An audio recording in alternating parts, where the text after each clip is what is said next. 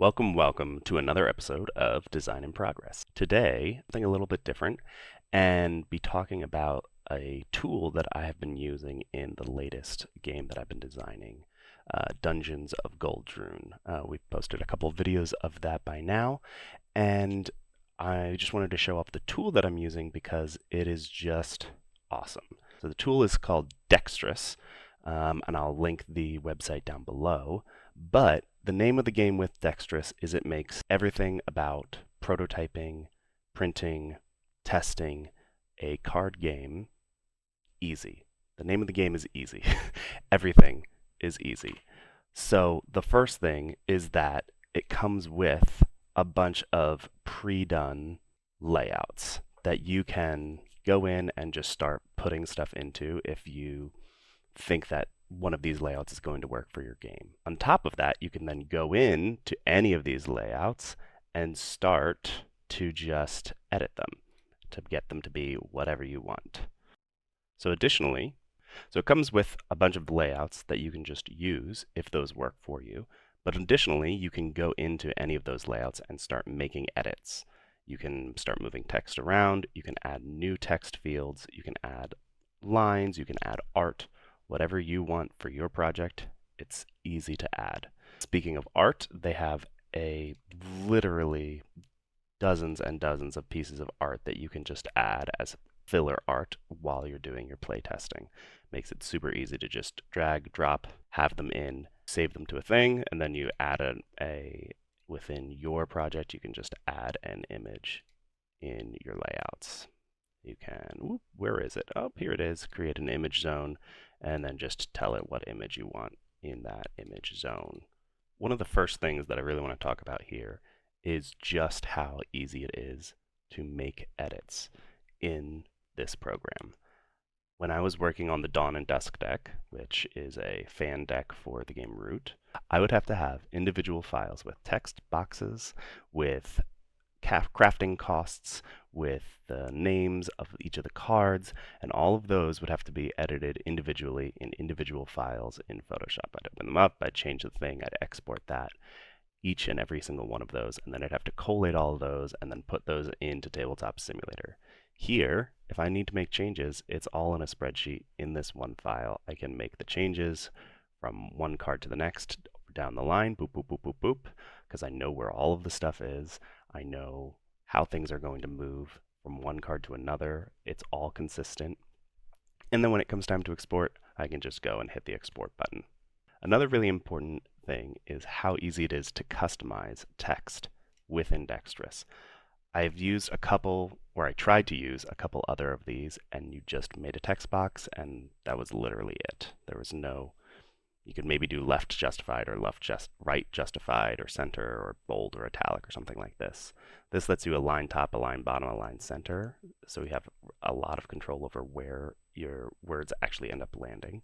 You can make your text be normal caps or all small caps if you really want that.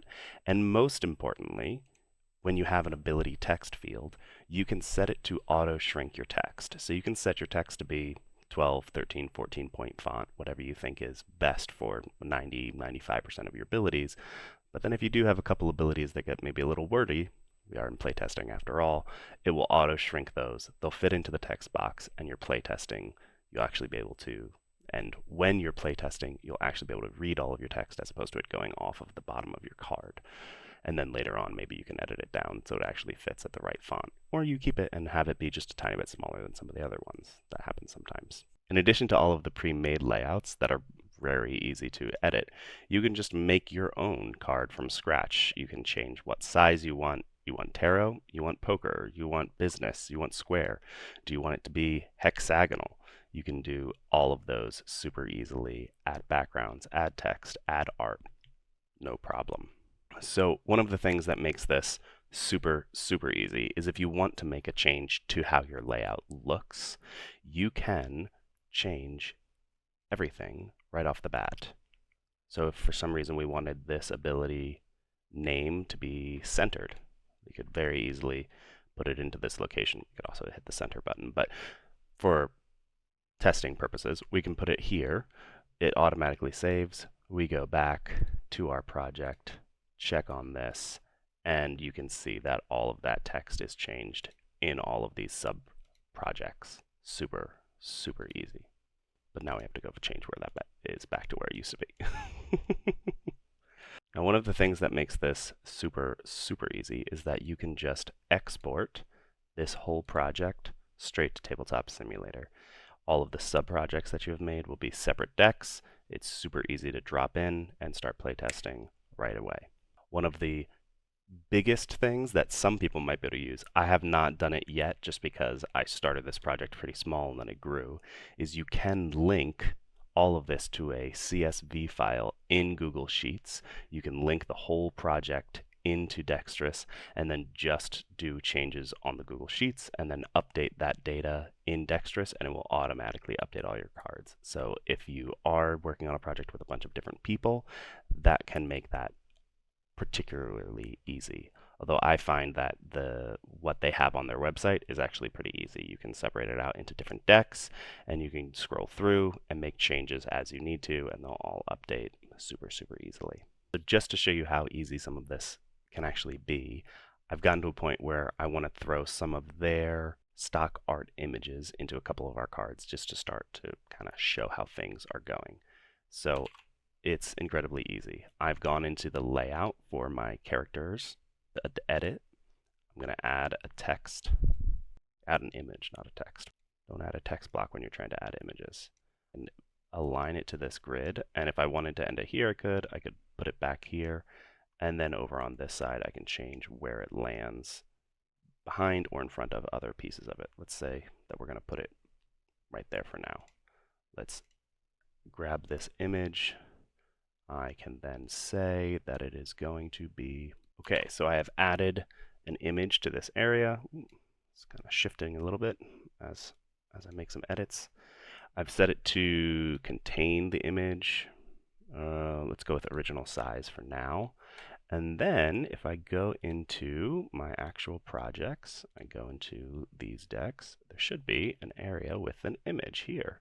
So I could go ahead and start adding the images from all of this. So these are the ones that I'm currently using, which obviously I don't probably want, but I can go to their image library and we can go to, all right.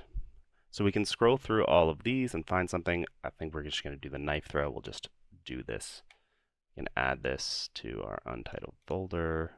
It's there right now. We can go into our projects, dexterity deck, go into knife throw, and we can just add this. Boom. Oh, we're probably going to have to adjust that so that it actually looks good.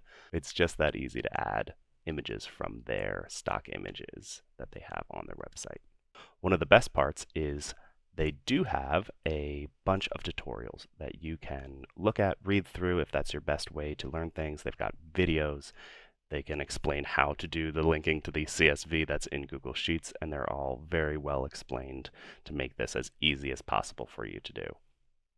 And if for some reason something isn't addressed in the tutorials, they have a Discord that is dedicated to this, and they have more than enough people there who can answer any questions that you have. I hope this quick video is helpful for some people who are trying to do some quick playtesting, get some cards figured out, and get them out and into TTS, get some playtesting done. Until next time, bye-bye.